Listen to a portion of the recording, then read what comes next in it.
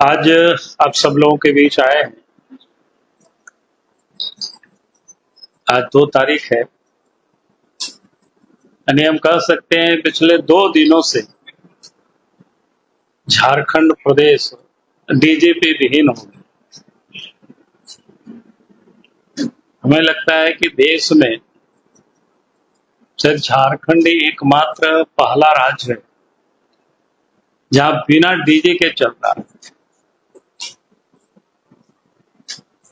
और डीजी के ऊपर भी कई एक जिम्मेवारी थी उसके, एक तो पुलिस विभाग के भी थे, सीआईडी के भी थे,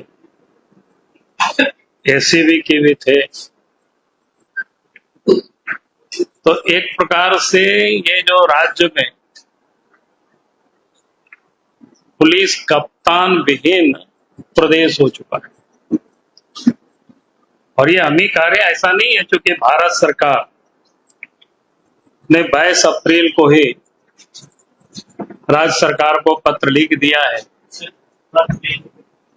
कि वो 30 तारीख को जो यहाँ के डीजीपी अनुराग गुप्ता थे वो रिटायर कर रहे हैं। और 30 के बाद 1 हो गया, आज 2 भी हो गया, लेकिन कोई नई डीजीपी यहाँ नियुक्त नहीं हुआ है। यानी डीजीपी विहीन आज जिला है। और इसलिए हमने कहा कि भाई देश में शायद एक पहला राज्य होगा इस प्रकार की, जहां राज्य में कोई डीजी नहीं, क्योंकि जिनको जिस प्रकार से उन्होंने बना करके रखा हुआ है, तो आज जो भी वो डीजी निर्णय लेंगे डीजी के रूप में, तो बिल्कुल वो विधि सम्मत नहीं होगी, कानून का वो बिल्कुल विपरीत होगा। और ऐसे पदाधिकारी अगर कोई भी निर्णय लेते हैं तो आप समझ सकते हो उसका दूरगामी प्रभाव पड़ता है। उसका निर्णय कहीं से भी युक्ति संगत नहीं होगा, लीगली नहीं हो सकता, क्योंकि लीगली वो आज की तारीख में डीजी वो नहीं है।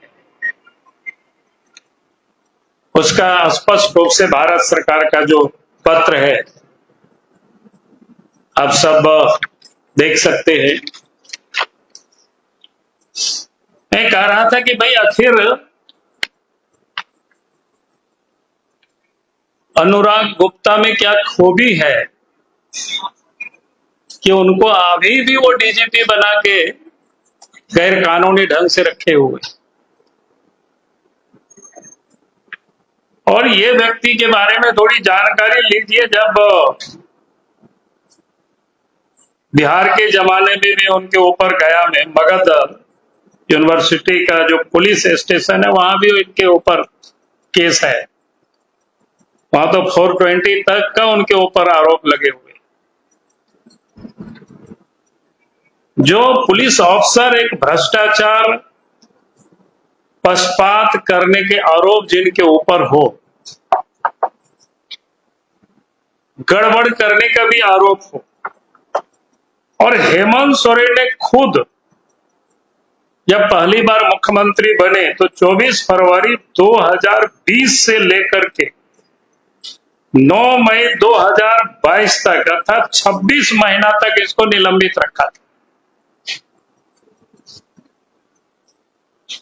कोई दूसरे लोगों ने कोई निलंबित नहीं रखा था, हेमंत सोरेन ने रखा था।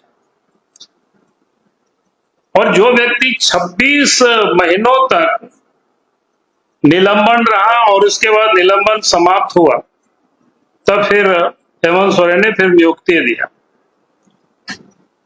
यानी जिनको 26 महीनों तक निलंबित रखा, आज उनके प्रति आखिर ये सारे जो प्रेम का क्या कारण है या क्या मजबूरी है उनको डीजी बनाए रखने के लिए, जो एड़ी चोटी का लगाए हुए है, तो उसका हमने पता करने की कोशिश की। आखिर इस अफसर में कौन से ऐसे पंख है जिसके कारण से हेमंत सोरेन ने इनको यहां बैठा के रखना चाहते। तो मैं आज चाहता हूं कि वो सस्पेंशन भी थोड़ा मैं समाप्त करूं ताकि आप सबको ध्यान में आ जाए। आप सबको पता है कि झारखंड में ईडी की जांच चल रही और ईडी ने भी कई एक भ्रष्टाचार की उन्होंने खुलासा किया और उस भ्रष्टाचार में जो भी लोग शामिल है उन सब लोगों को के ऊपर प्रोसिक्यूशन सैंक्शन के लिए जो ईडी ने लिखा है उसमें से लगभग 10-12 अफसर हैं। लेकिन आज तक उन सारे मामलों को रखना, आज तक सरकार ने उसका सैंक्शन नहीं दिया है, बल्कि जो ईडी के द्वारा जो गवाहें थी उन्होंने कई एक गवाहों को के ऊपर दबाव डालना, कई के ऊपर तो केस करके जेल में भी डाल दिया ताकि ये जो प्रेडिकेट ऑफेंस होते हैं कि उसको समाप्त करना, यानी जो उनके हिसाब से जो बयान नहीं देंगे फिर उनके ऊपर केस करना। पूर्व में भी आप सबको जानकारी है कि ईडी को डेमोरलाइज करने के लिए उन्होंने क्या क्या किया था कि ST/SC एक्ट के तहत यहां मुकदमा भी दर्ज किया गया। वो आप सबके संज्ञान में सिर्फ मैं लाना चाहता हूं। तो आप समझ में आता है कि इनके साथ जो अंडर हैंड जो डीलिंग है हेमंत सोरेन और अनुराग गुप्ता के बीच, कि आप करप्शन से हमें बचाओ और जो भी लोग करप्शन के विरोध में या करप्शन के लिए लड़ते हुए ईडी को साथ दे रहे ऐसे अफसर, ऐसे लोगों को जेल में डाल देना, उनके ऊपर जो केस मुकदमा है उसको समाप्त करने के लिए दबाव डालना, तो ये आम बात है। जो कि जिस प्रकार से इनको डीजी नियुक्त किया है और जिसका उन्होंने जो आधार दिया है, कोई एक भी उनका आधार पूरा नहीं होता है, क्योंकि इनको चुनाव के पहले इनको एक प्रभारी डीजी बनाया था, आप सब लोगों के जानकारी के लिए। लेकिन इनके ऊपर जो इतने सारे जो फ्रॉड हो, गड़बड़ करने वाला व्यक्ति हो, तो इलेक्शन कमीशन ने इनको हटाया और हटाने के बाद भी आपके संज्ञान में मैं लाना चाहता हूं,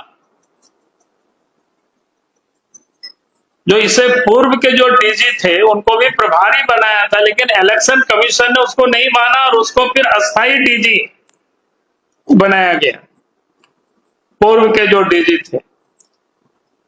और फिर चुनाव जैसे समाप्त होता है और चुनाव समाप्त होने के बाद हेमंत सोरेन की सरकार, हेमंत सोरेन के नेतृत्व में जैसे ही सरकार बनती है, 28 नवंबर 2024 को फिर से इनको प्रभारी डीजी बनाया जाता है और 2 फरवरी 2025 को इनको रेगुलर डीजी बनाने की घोषणा की जाती है। मैं ये बात इसलिए कह रहा हूं क्योंकि ये 6 महीना का भी वो कोई समय नहीं होता है और इसलिए जो भारत सरकार का मंत्रालय है उन्होंने साफ तौर पर सारे विषय को उन्होंने लिखा है, जितनी भी प्रकार के वो परीक्षण हो सकता है कि वो डीजी रह ही नहीं सकते। और अखिल भारतीय जो सेवा नियमावली है 1958, नियम 16(1) के तहत आईपीएस अधिकारी की सेवानिवृत्ति की आयु वो 60 साल निर्धारित है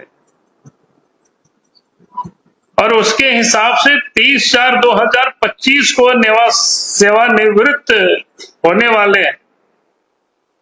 तो भारत सरकार ने इनका सेवा विस्तार यानी आगे नहीं दिया, यानी समाप्त कर दिया और इसके बाद भी इनको बनाए रखे हुए।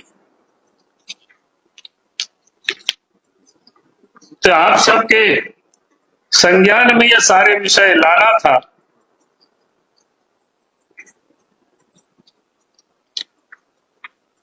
ईडी के गवाहों को तंग करना,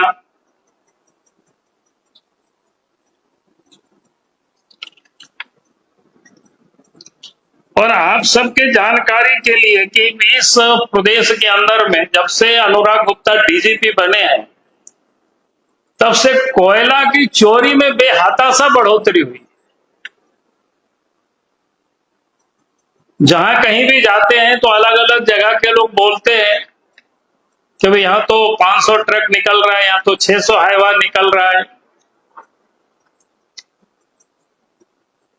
तो जब दूसरे जगह जाते हैं बोलता है कि सर आपको तो ये पता ही नहीं है, यहां से तो इतना हाईवा निकलता है। और उसके लिए भी कई एक दलालों को लगा रखे हैं जो सार्वजनिक रूप से लोग बताते हैं। हमने ट्वीट वगैरह में नाम वाम भी डाला है, पता नहीं वो लोग कौन कौन लोग हैं, गाड़ियों से घूम करके वसूली करते हैं बड़ा प्रेम से। तो वसूली का भी वो सारे पैसा हेमंत सोरेन के जेब में भी जाता है। और तभी कोई ऐसे व्यक्ति को जिनकी सेवानिवृत्त हो गए 30 तारीख को, इसके बाद भी बनाए रखना,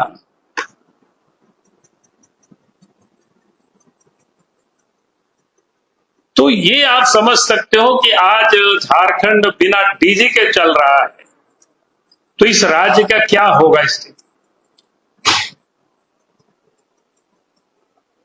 इसलिए मैं हेमंत सोरेन जी से कहूंगा कि भाई आप बिना विलंब किए आप यहां राज्य में नए डीजी को आप नियुक्त करिए,